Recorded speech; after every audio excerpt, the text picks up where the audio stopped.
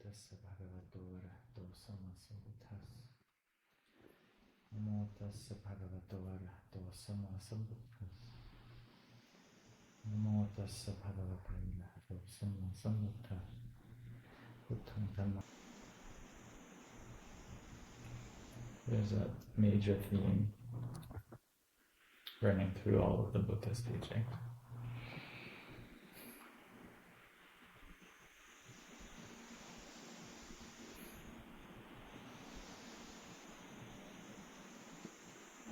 There's a lot of different things he talks about and a lot of different parts and incarnations of the path and a lot of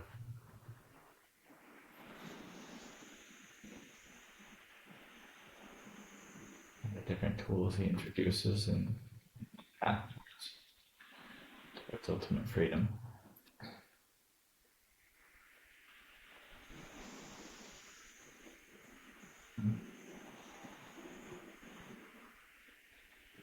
Major theme that ties all those pieces together.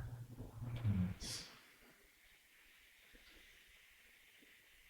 one of release, giving things up, relinquishing,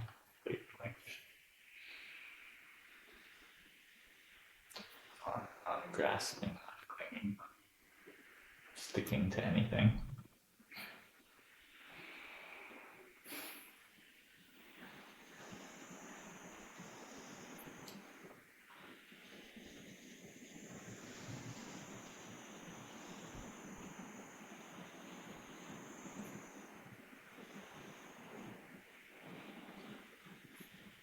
And there's really two pieces to that. One is the action, release,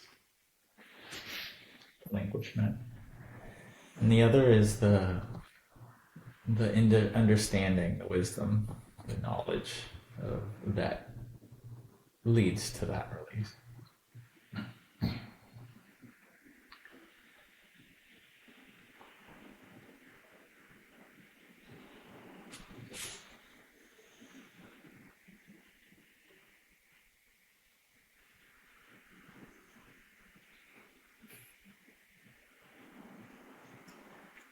And the more one sees things through this perspective, through this highlighting the nature of things and their quality of impermanence and stability, steadiness.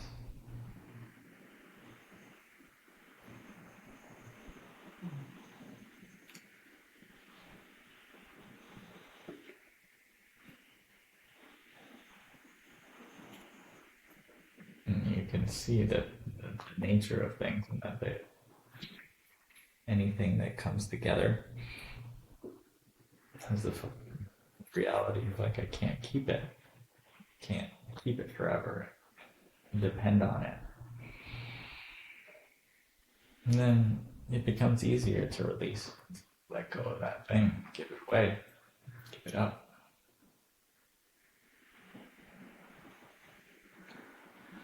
Especially if one sees the downsides of trying to hold on to it and fight that reality.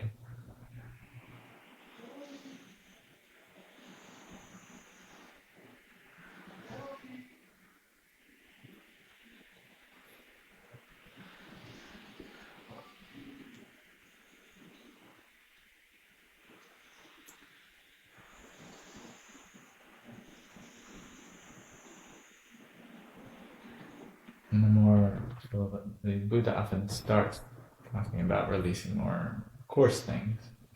Generally speaks on releasing the coarse things and then eventually getting to the subtlest of subtler until there's nothing left to release.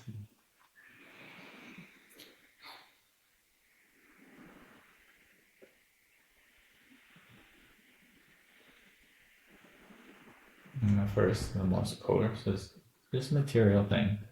The reality is that even if we imagine that we might have control over them,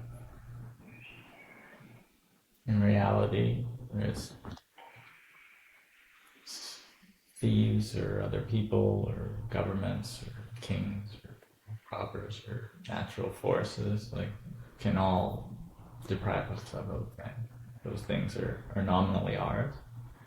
We might have exist within a social and legal structure that entitles us to their use, but in the long term they're going to disintegrate, and the reality is they could always be taken from us. They're not really ours.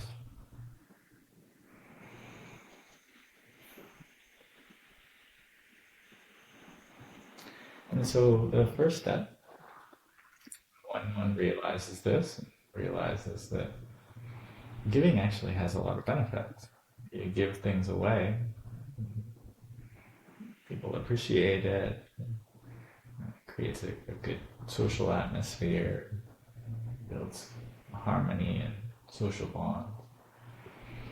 And then the Buddha also pointed at a more subtle consequence of giving, which was there are karmic moral consequences that we experience in this life and after death of giving.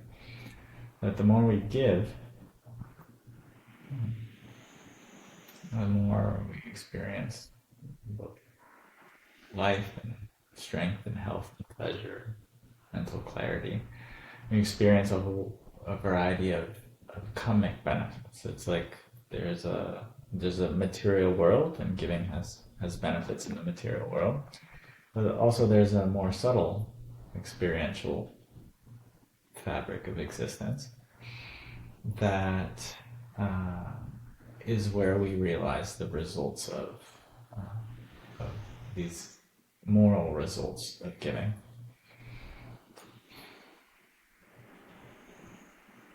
And those follow us even after the body breaks up, even after this material body breaks up, where the sort of moral force behind our spiritual or ethereal existence is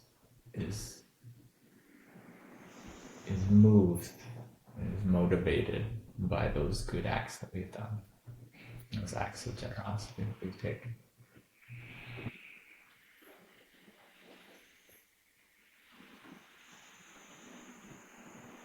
And so the more one takes acts of generosity, it could be to any being, to small to large, to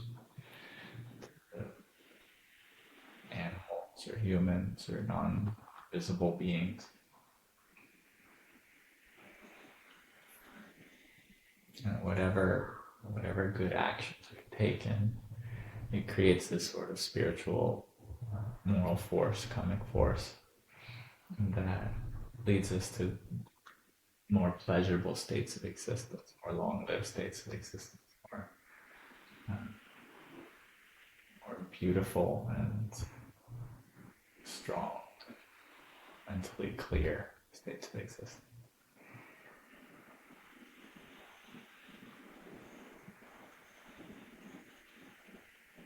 And so the Buddha strongly emphasizes those benefits even more so than the practical benefits, material benefits, because he saw that they're much, much greater. That the results of that giving at a material level are fairly small in comparison to the abundant benefits that happen on the long term, whether in this life or in the future.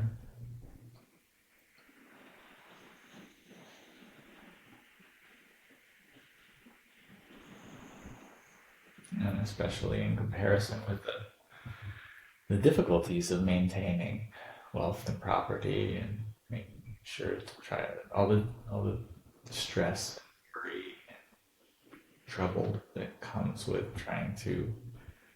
constantly trying to protect and preserve one's material things, and how relatively little pleasure they really offer. That the Buddha always encouraged people just in one occasion he said, if people really knew the benefits of giving like I know them, they wouldn't so much as have a meal without sharing something for someone to share with. But because people don't know those benefits, then they don't share. And so he just saw like, oh, this is really a massively beneficial investment for one's life and future.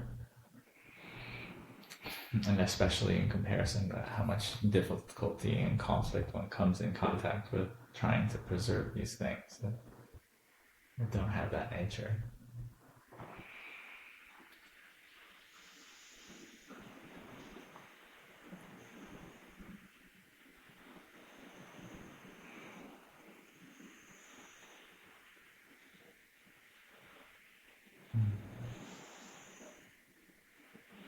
And then when one actually gives those things, it's able to find somebody who can use them.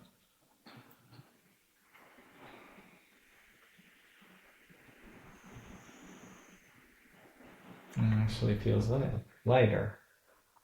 Sometimes it's difficult to give if one has a lot of attachment to the object, but actually experiencing the release of that object, you realize, oh, I don't have to worry about that anymore.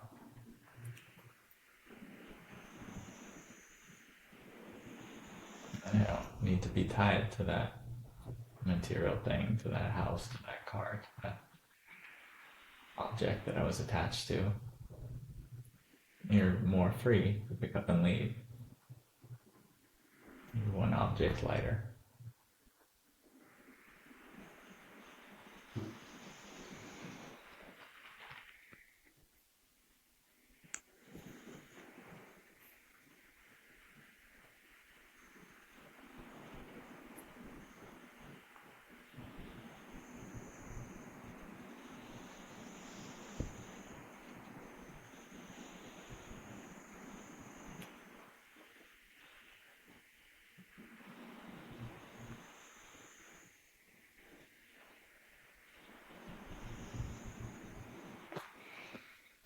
Similarly, the more good one does, the more powerful the wholesome karma, results of one's deeds, rewards one experiences.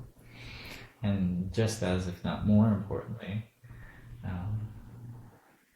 the refraining from doing harm similarly has massive effects. Doing harm has very heavy, painful, negative results in our lives, in our future, this life and afterwards. And refraining from that is like maintaining that purity inside. So if generosity makes us feel good on that subtle material feeling level, the absence of having done anything to harm, to knowingly harm, intentionally harm any being, it sort of builds the internal purity of any pain, any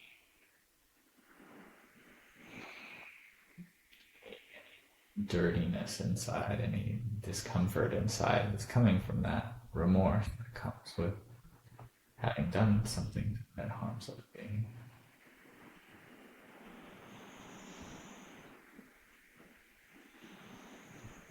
It's like if you just don't put anything dirty in there, it becomes clean. Naturally, over time, it becomes cleaner and cleaner and cleaner. And that cleanness is lived out as just a freedom from any discomfort, any tension, any twisting, any distortions inside. So over time, one just becomes more and more open inside. It's kind of like both the good that we do and the bad that we do go to establish our baseline existence or experience of the world, our baseline experience of our feeling, of our sensation, whether pleasurable, painful, or neither pleasurable nor painful. And the more we sow the seeds of goodness, the more we're sort of creating the seeds of feeling good inside. And the more we do harm, knowingly harm in a variety of ways, the more we're sowing the seeds of feeling bad inside.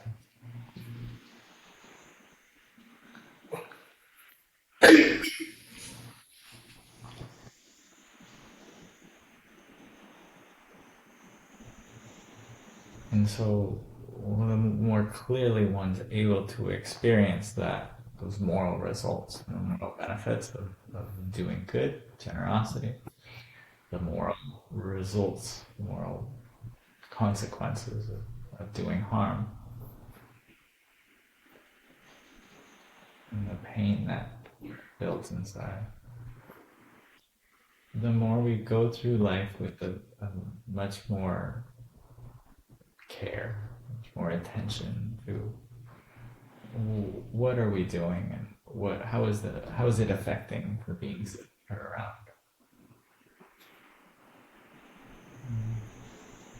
Buddha talked about 10 forms of wrong conduct.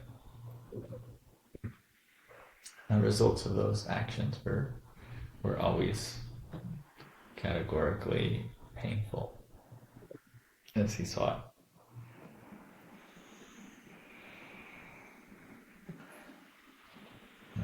And even those were the 10 types of actions that could lead one to being reborn in a lower realm or in the hell. And so he recommended, these were the qualities of a purified being, that they couldn't engage in any of these types of actions.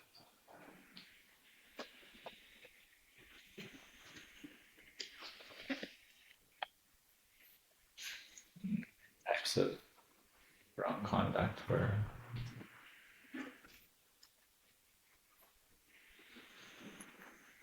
things like not killing living beings, the types of wrong conduct of action, of body, not killing living beings, not stealing things that haven't been given, not having sexual misconduct or wrong actions that harm someone sexually, and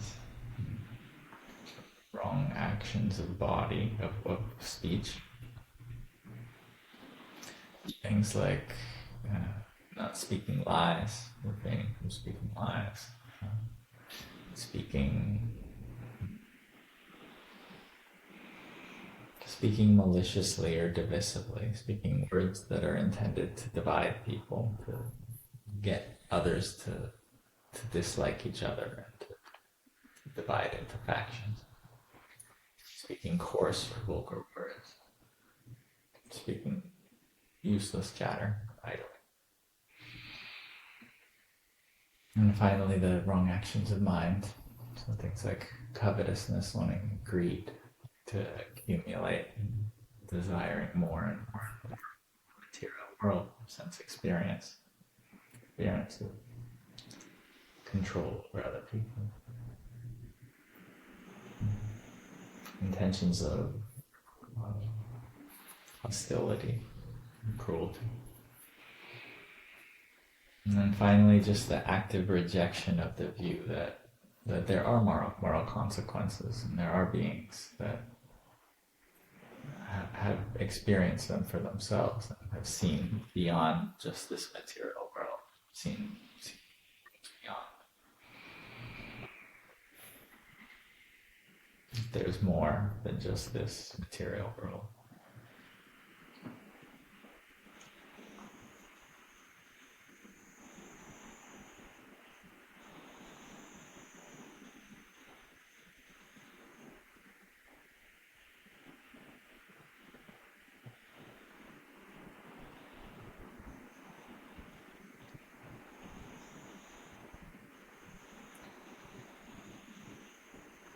The more one builds a sense of moral purity inside oneself,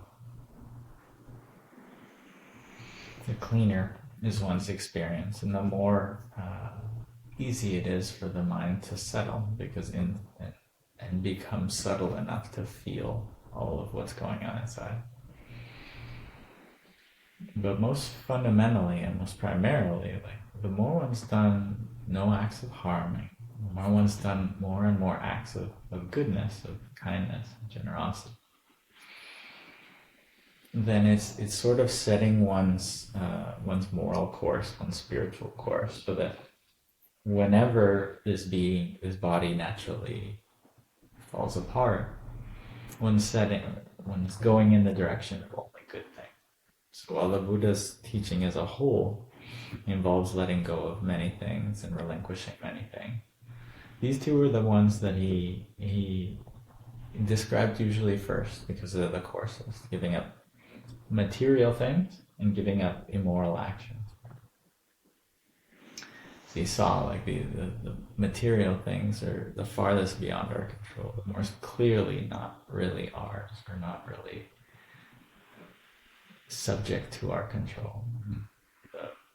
Giving up immoral actions were those types of actions and intentions which led to the heaviest moral results, the most painful moral results, the most leading us towards the states of existence which were very difficult to practice in, to examine ourselves in, to even get out of, because the pain is so great.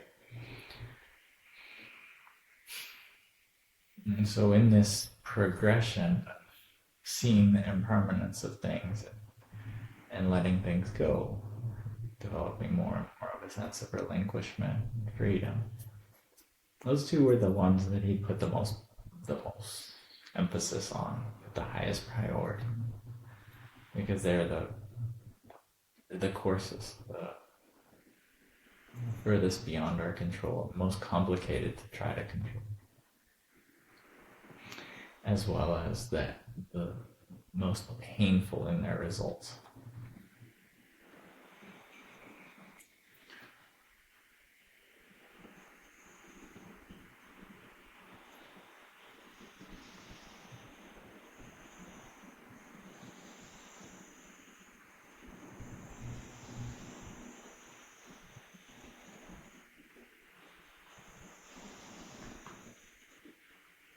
And just the absence of having done anything harmful and having done some good leads one to be only going up in the whole spiritual dimension.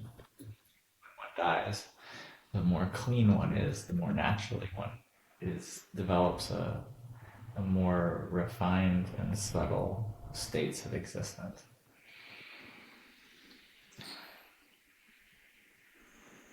Pleasurable states of existence.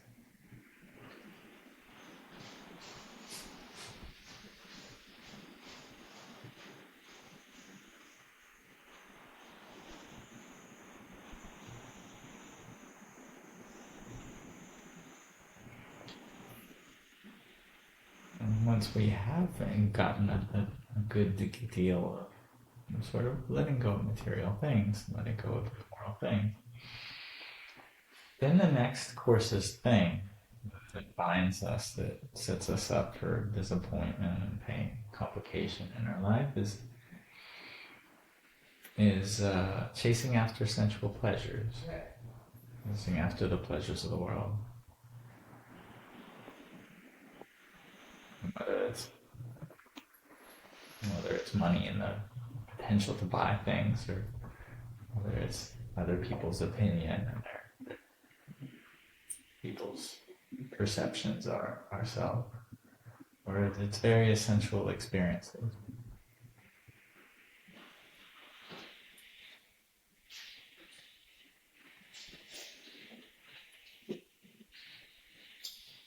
The more you sort of reflect and occasionally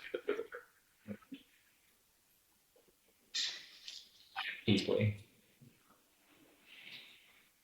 how much conflict and how little pleasure, sensual pleasures really give us.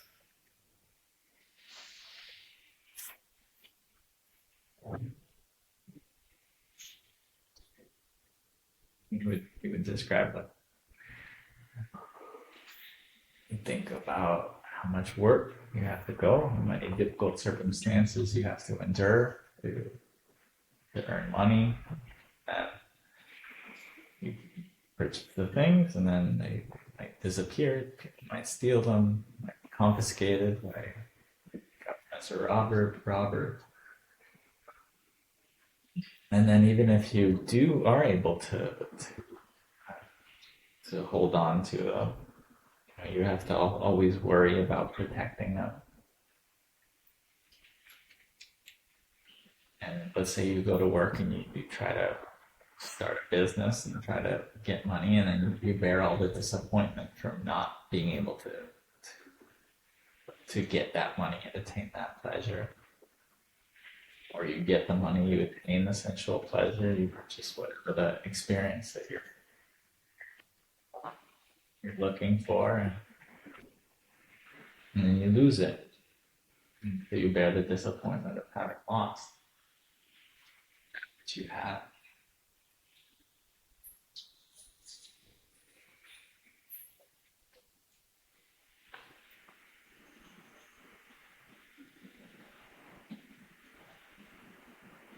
And if people do steal it, or let's say you are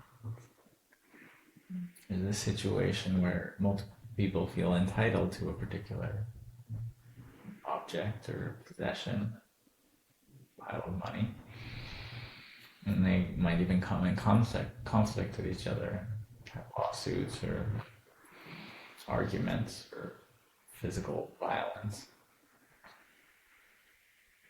And the more one looks at the roots of conflicts that happen all over the world in our lives,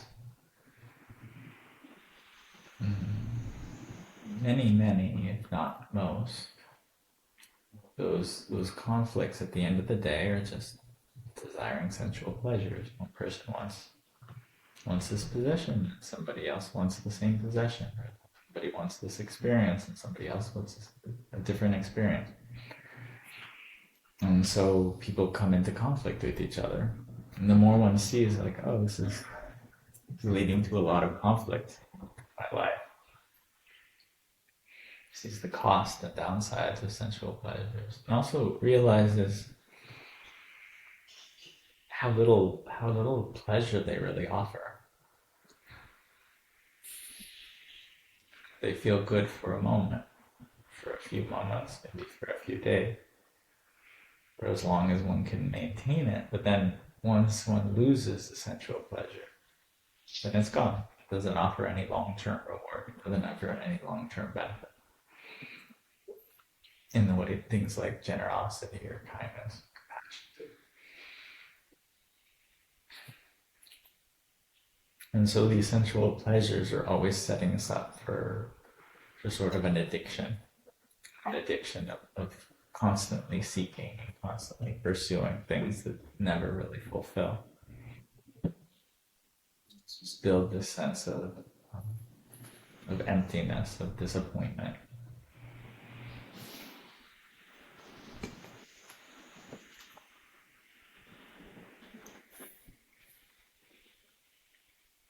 So the more one reflects on like all of the downsides of sensual pleasures, the more one realizes, and especially when one has a previously established basis of moral purity, a previously established basis of kindness and compassion or generosity and good actions, the more one has that moral, clean, pure baseline, just like you feel good inside, you haven't done anything harmful. And the less attractive sensual pleasures seem. The more one's content inside oneself and happy inside oneself, the more pursuing these short-term sources of happiness seems like a poor investment. Not a very good way to expend one's energy. Because you can look at all of the complication, look at all the conflict, look at all the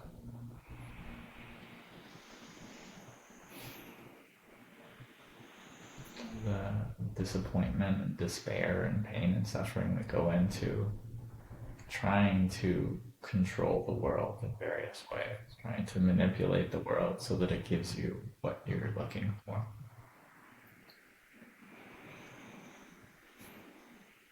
And the more clearly one sees like how much work goes into that and how little pleasure comes out of it, the more one can fall back on that clean moral basis inside oneself and feel like, it's okay, I'll just stay home, be quiet, be kind, do things that help other beings. It's just such a better investment. But the difference is, though, is because those states of kindness and generosity, compassion, contentment, because they're more subtle than the pleasures of the world, the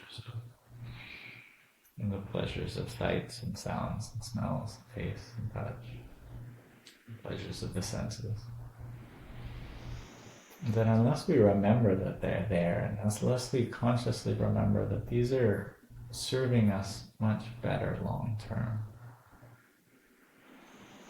than the pleasures of the world, that absence that long-term perspective, the long-term thinking of like, oh, kindness serves me not just now. It doesn't just feel like good now. It feels good for the rest of my life. It creates all of these positive dynamics in the world around me, and also it follows me after death. After I die, I still have that positive results of actions that are still giving fruit.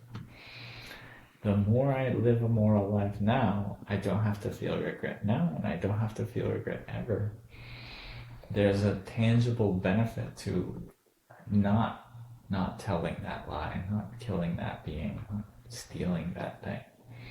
I don't have anything to run from. I don't have anything to hide from. I don't have anything to avoid, externally or internally. I live a good life.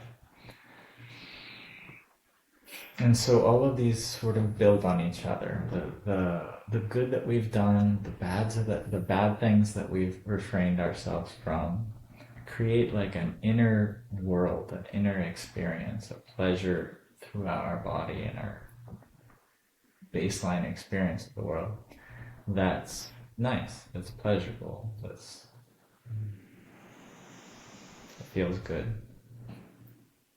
And so the more that inner feeling good, that positive feeling, that pleasurable feeling is like built on, the more kindness one goes throughout one's life, embodying, developing, and cultivating, the more one has this sort of steadily growing source of pleasure inside oneself.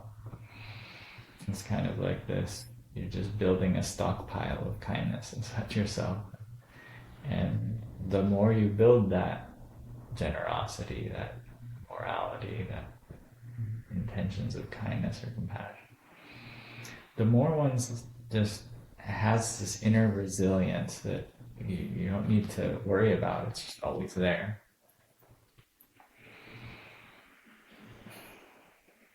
And so one can look back at like, oh yeah, okay, tasty food, sure, but I don't need it, and I'm not building my happiness around that. If I have only poor food, that's fine too.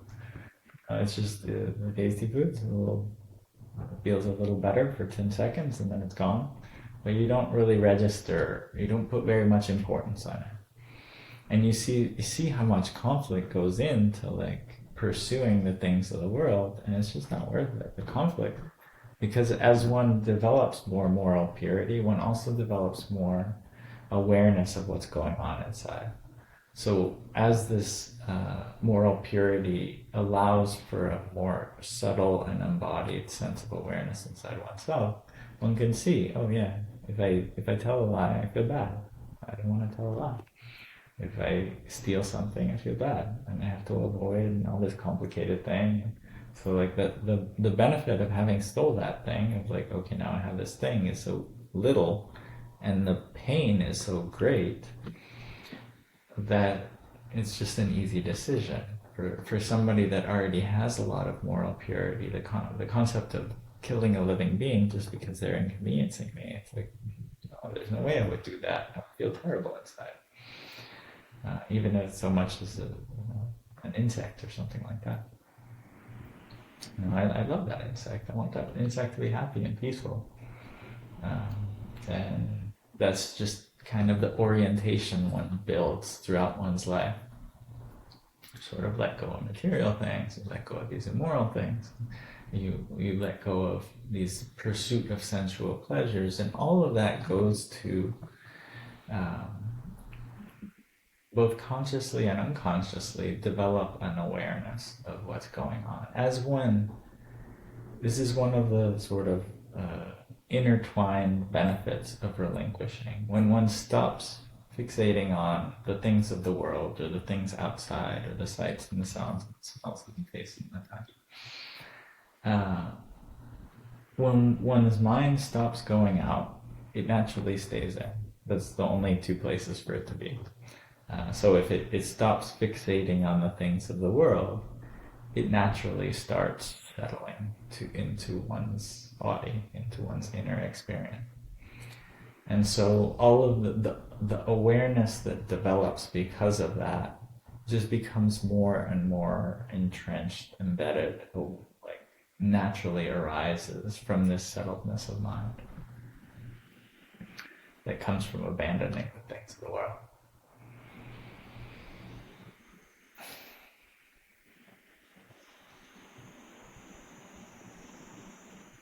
So initially one might give up the pursuit of unwholesome things of the world, like pursuing sensual pleasure, and just because they don't offer that much pleasure and they offer so much complication. But as one starts to actually abandon it, one sees like, okay, also there's a peace that comes from coming out of the agitation of pursuing sense pleasures, the agitation of engaging with sense pleasures. Like even if one just has surrounded by sensual pleasures, has a lot of beautiful food at home, beautiful sights, house,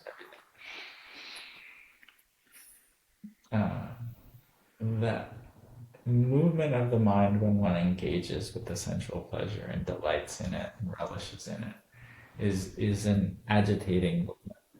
So the more one sort of starts to move away from sensual pleasures, the more the mind, the psyche, the subconscious mind start to settle.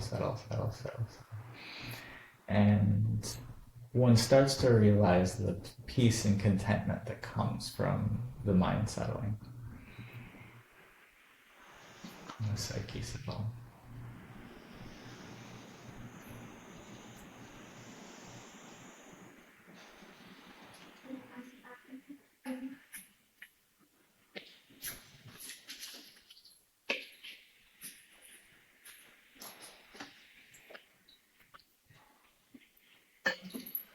And the more one's able to move into that contentment inside oneself,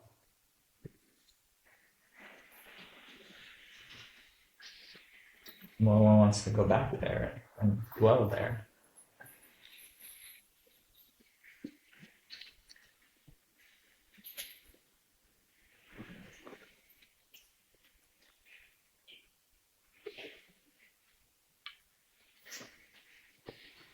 So the benefits of renunciation become not just the removal of the agitation, but just able to settle and dwell in this contentment that comes from not running around all the time, not being agitated all the time, not being worried all the time, not building one's happiness on things in the world.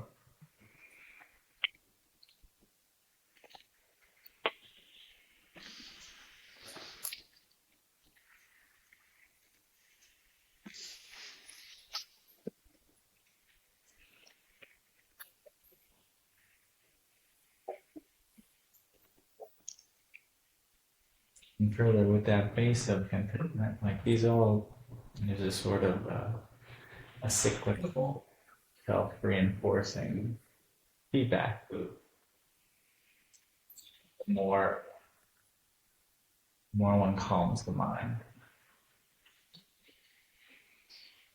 the more one develops a refinement of awareness, the subtlety of mind, the subtlety of awareness of what's going on inside one. And the more natural it is to be able to concentrate, focus the mind, become aware of subtle things happening within our mind and body.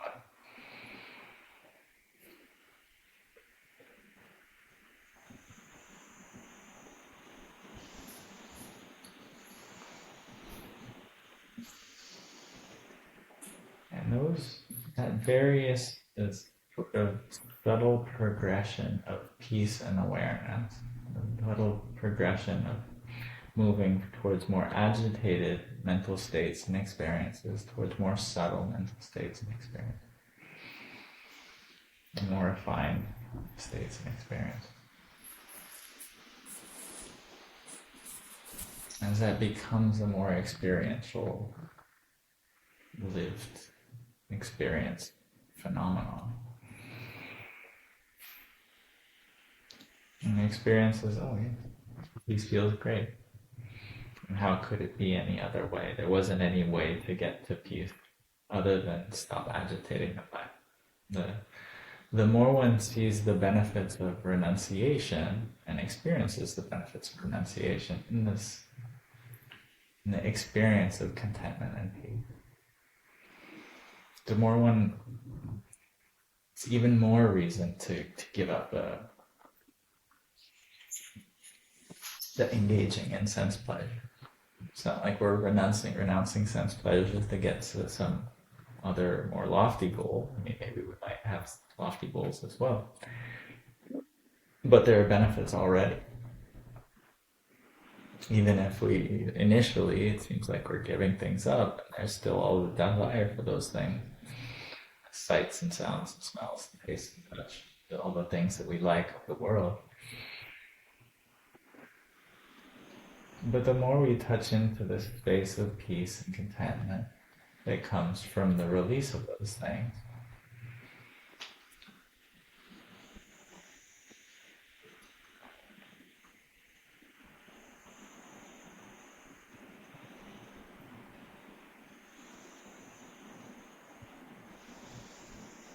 the more we naturally want to go back there.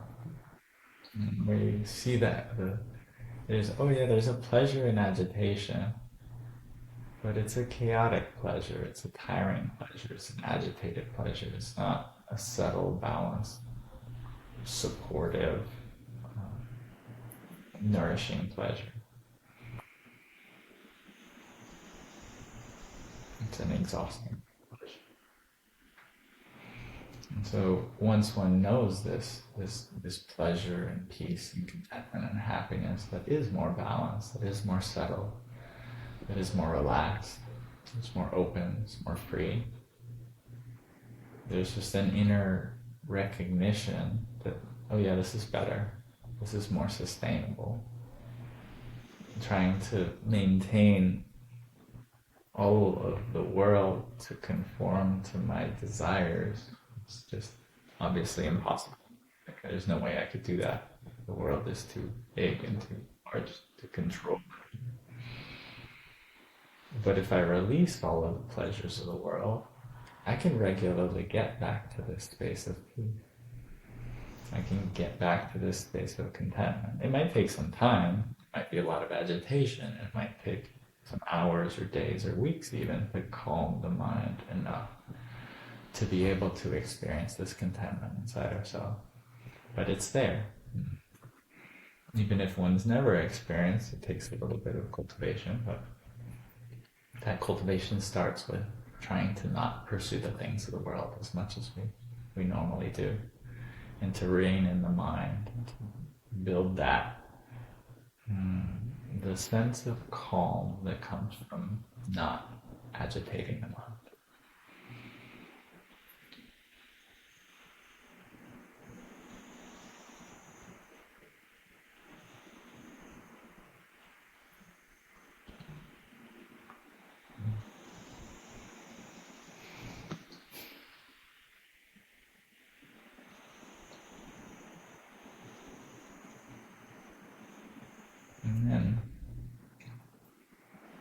once we have built that sense of contentment, it's natural. There's a whole progression that happens with it.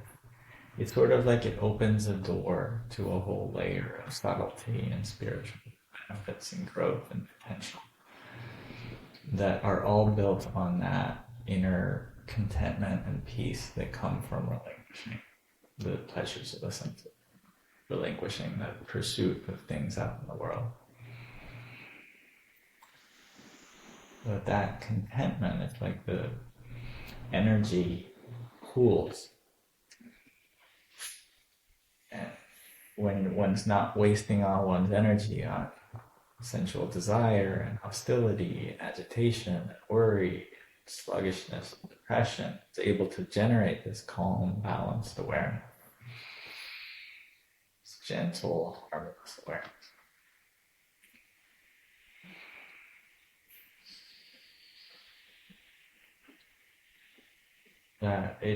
It can be a source of joy and pleasure. It's like this, as the psyche settles, calms into peace, there's a joy that naturally arises just from not wasting the energy, from having that energy be able to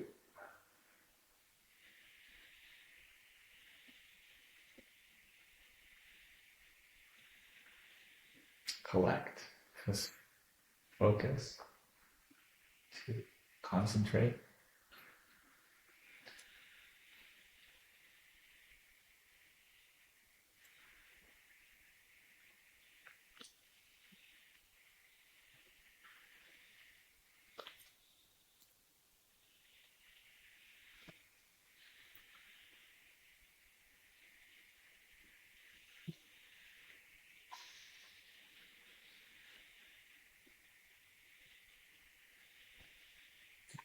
There's a common phrase that the Buddha talked about. He would talk about whatever wholesome experience, wholesome quality. There's generosity and morality, renunciation. Let me describe a progression from the contentment, the sense of joy, to the sense of relaxation in the body, sense of pleasure through one's feeling, sensation. All of that joyful mind, relaxed body, pleasure throughout one's feeling, allows the psyche, the subconscious mind, to concentrate much more easily, to settle, to unify, to come together.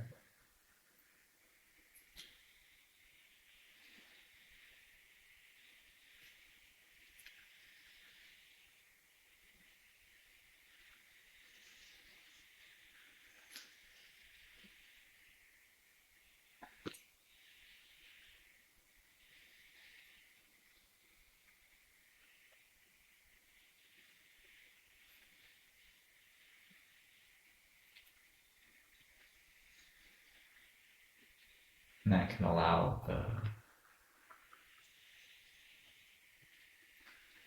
one to perceive all of the phenomena as they're happening, the different qualities and different characteristics that are happening.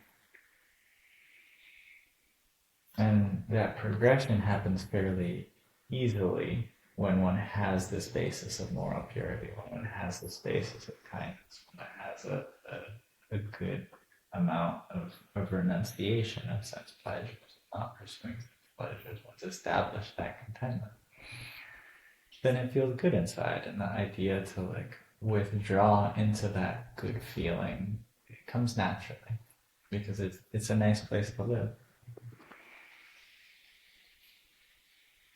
Nice place to dwell.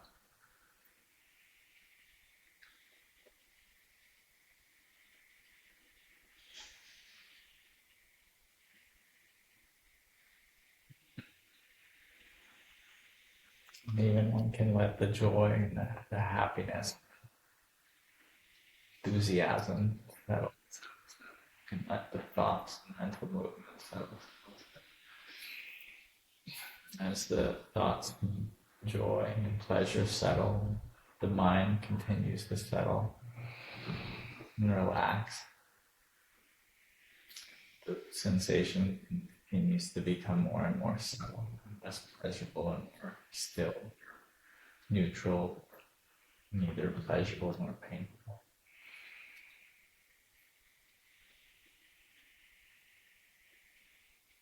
And from this subtlety of the calm that's built, this unification that's built, this moral purity,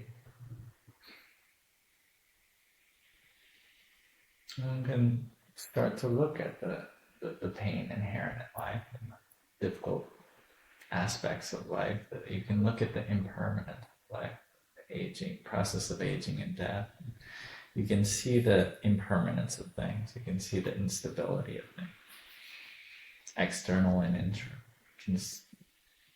The concentration allows one to perceive things at a direct level that normally would be either too subtle or too overwhelming to look at.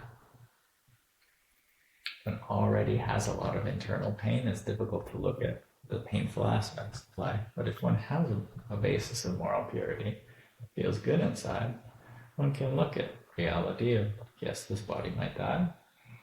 I could get cancer and die next week. Get hit by a car and die tomorrow.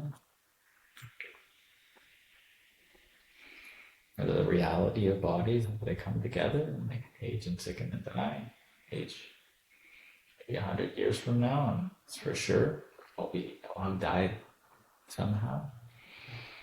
It's not, I've been taking it on and identifying with it, but it's not really mine. It just has this nature that come together, built on all this food that I put into it. It keeps trying to regenerate itself, but it doesn't really last forever. It eventually has to fall apart.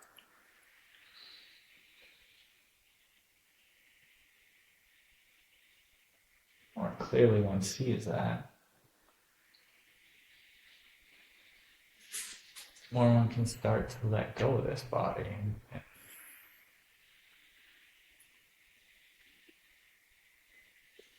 and come to terms with the reality that it's going to go its own way. It's going to fall apart sooner or later. You can keep it together for maintenance sake and for usefulness sake, but sooner or later it's going to fall apart. And it's not really mine. It's not really me. It's not anything I could call myself or my soul.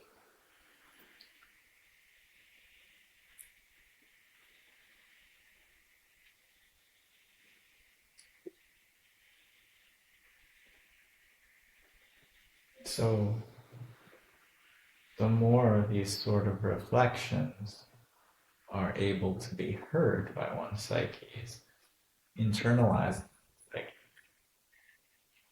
come to terms with one's subconscious mind, there's a sense of release, a sense of understanding of like, oh yeah, this isn't mine.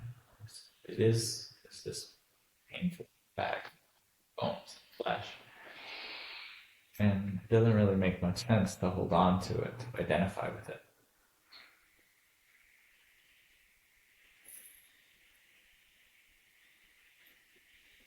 You can start to release. And as this release starts to happen, if there's still any tension in the body, if there's still any holding on, if there's still tightening anywhere in the body, head, shoulders, neck, chest, body, legs. So the tightening is relaxed. The breath normally gets calmer and calmer as the attachment to the body subsides.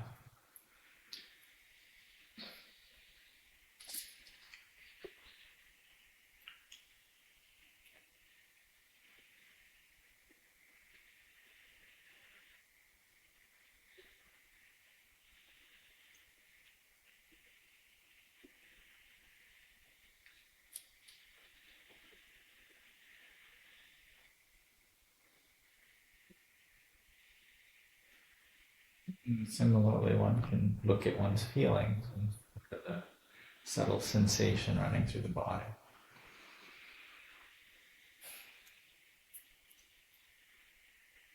And see the experience of it as arising, passing away, whether it's pleasurable, painful, or neither pleasurable or painful. It still has this arising and passing away, this burning experience. Emotions, and it happens at a moment-to-moment level, but even at a longer-term level. The emotions change. One feels good, and it's a good feeling throughout the body. It feels bad the next hour, the next day, the next week. And one feels painful sensations throughout the body. Might be collected in the chest, or might be running through all the body. But there's this subtle experiential sensation that's running through one's experience.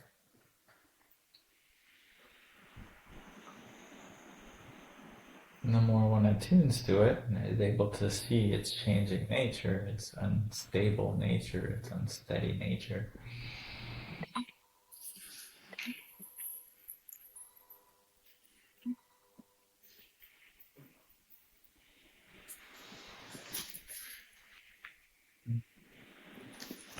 the more it can start to release that identification with that feeling as well.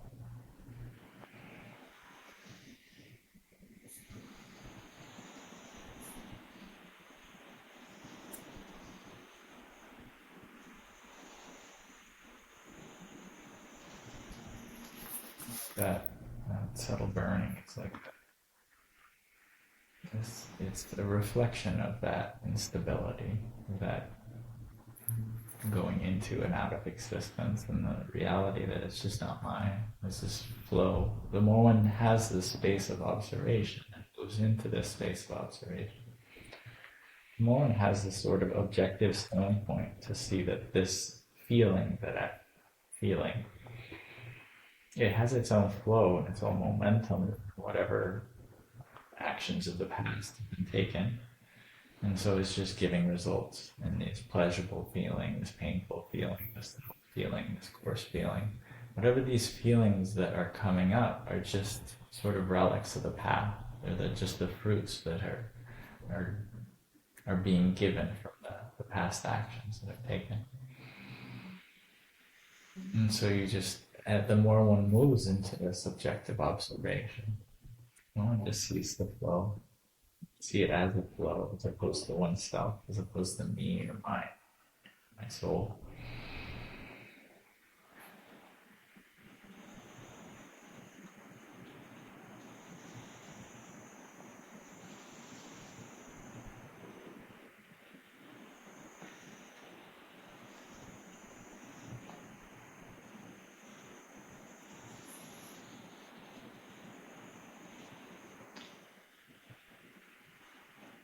And similarly, one can see the arising and passing away of one's recognitions, its associations, interpretations of the world.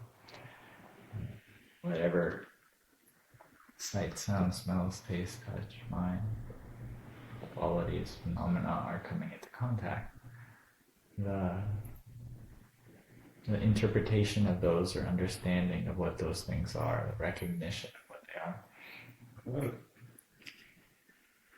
Similarly, as one moves into this space of observation, one can see just those associations and arise and pass away, the recognitions arise and pass away. So just seeing, okay, with all the recognition. This is true, this is good, this is bad, this is pleasurable, this is painful.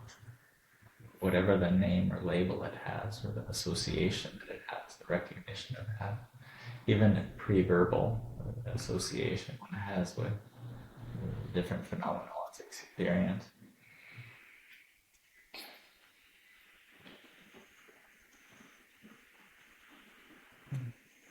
See them arise and pass away. See that they have this life of their own that's been cultivated by our past life and decisions, and they're not really me. Like, I'm not doing them. They're just this own thing it's the flow of momentum that's being carried. but I'm not doing them. They're just fruits that are maturing from the past. And so in this perception, the more one sees this constant flickering happening of recognition happening, and sees that they're not mine, and I grab hold of them, and all of the pain, disappointment and grief and tension that comes from trying to hold on to them or preserve them or to defend them or to determine that this is right and everyone else is wrong, and my association and interpretation is the right one. The more one sees, like, oh, that's a fruitless process. Like, I have these associations due to whatever information I received. Other people, their own associations due to whatever information they've been exposed to, and sometimes they might be right, sometimes they might be wrong. They're just associations. They're not me, they're not mine. They're not always going to be right. They're just these things that arise. The more one sees that pain of holding on to them and trying to preserve them, and the sense of release that comes from letting them go,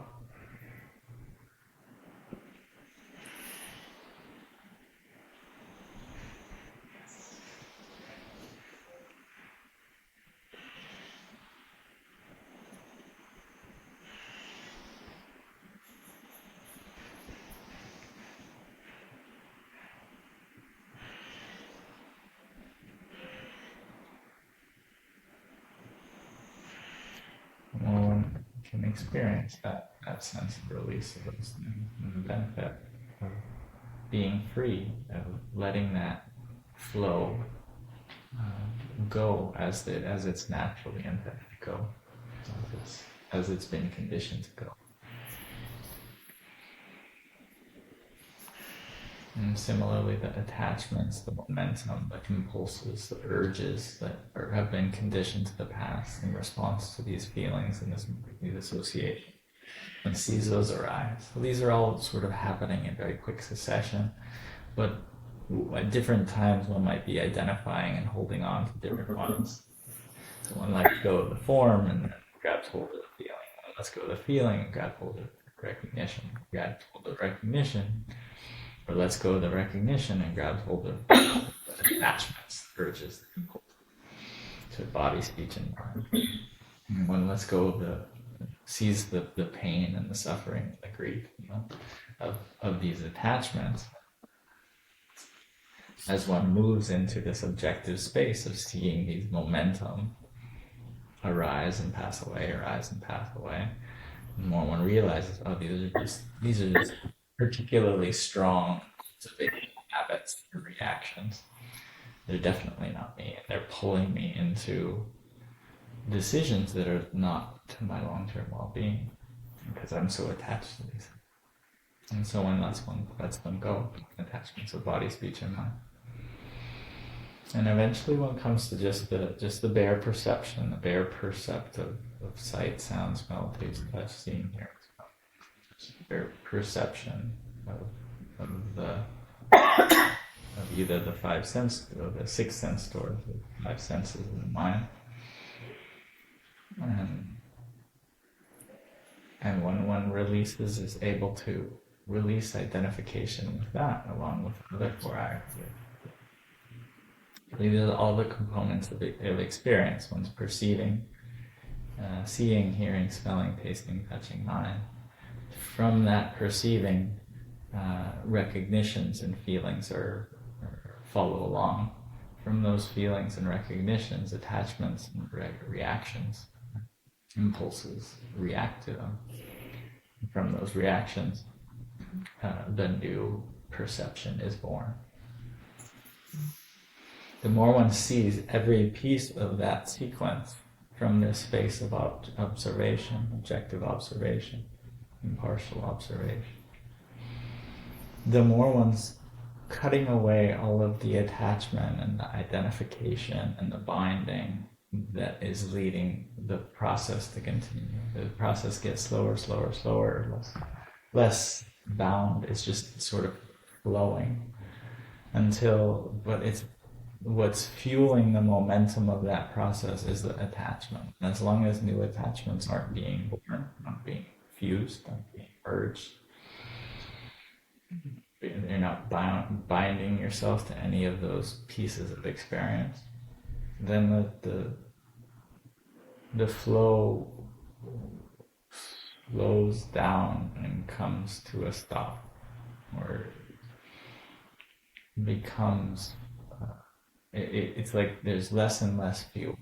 There's this sort of intense burning, and the burning burns down. All of these different aspects that are burning burn down, become weaker and weaker and slower, and until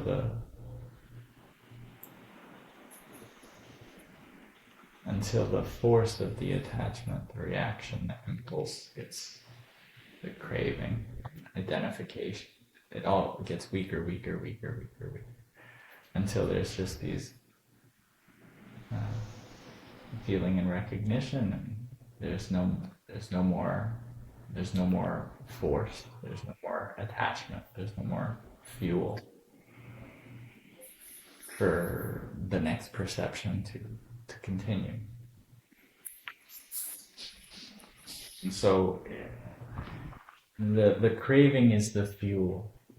Understanding of impermanence is what you're using to stop putting on more fuel, undercut the craving, to see that the craving is only leading me towards more attachment and more pain and suffering, birth and aging, death. And so as that understanding of the impermanence of things, understanding that this craving is leading me towards pain, understanding that these things that I'm identifying with and attaching to are unstable, impermanent, not me, not mine. Like the understanding they can't really be called me. I'm not doing them.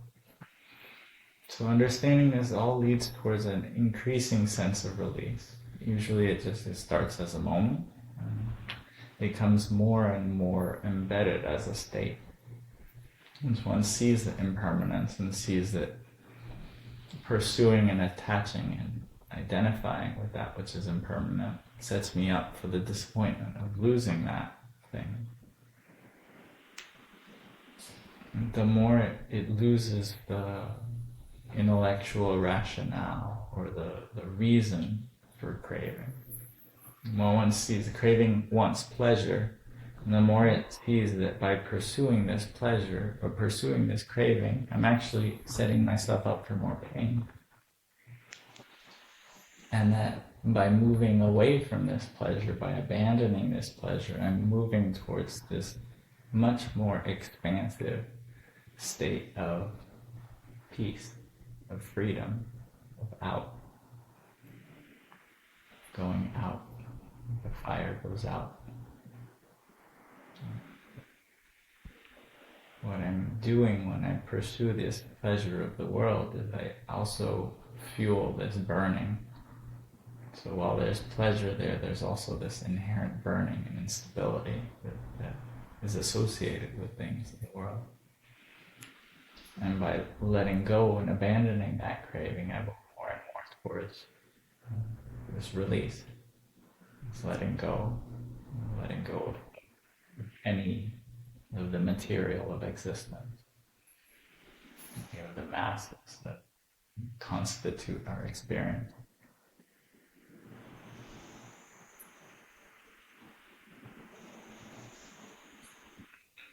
That understanding that craving is leading me towards pain gets sufficiently immersed, sufficiently embedded, that there's no craving left.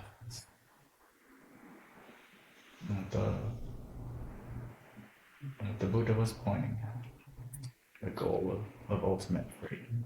Not just freedom, not just release, but an ultimate freedom where there's no craving left. There's nothing pulling one back into existence. But then the seeds that have been planted in the past. And so that's what the Buddha was pointing at. He originally aspired to eventually attain.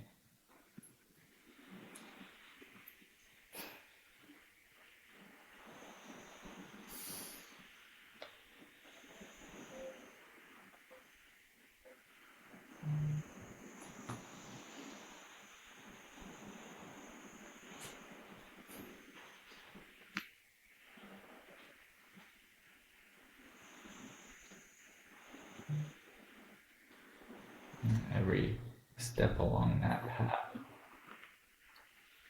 is characterized by a release, by letting go, by relinquishing some, whether it's something very coarse, material thing, or immoral actions, or something more subtle like sensual desire, hostility, intentions, or agitation, or eventually, once one is able to move out of unwholesome states, it's able to move into more the contentment and joy. But then eventually one's relinquishing those things too, and by relinquishing the thoughts and mental movement, one's able to settle more into the sense of joy and contentment. As one relinquishes the joy and lets that go, one's able to experience something more subtle than that.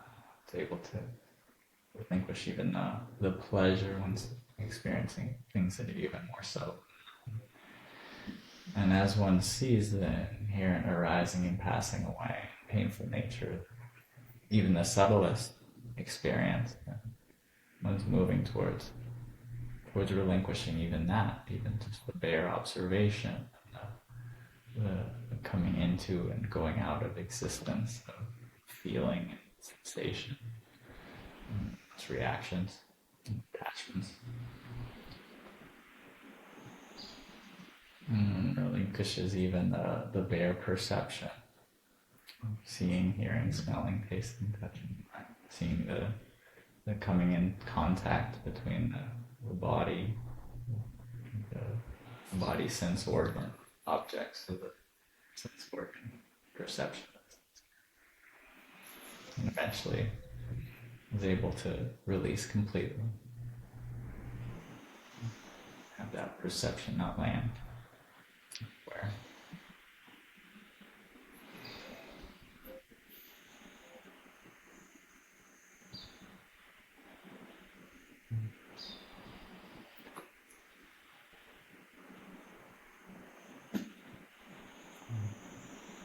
leave it there.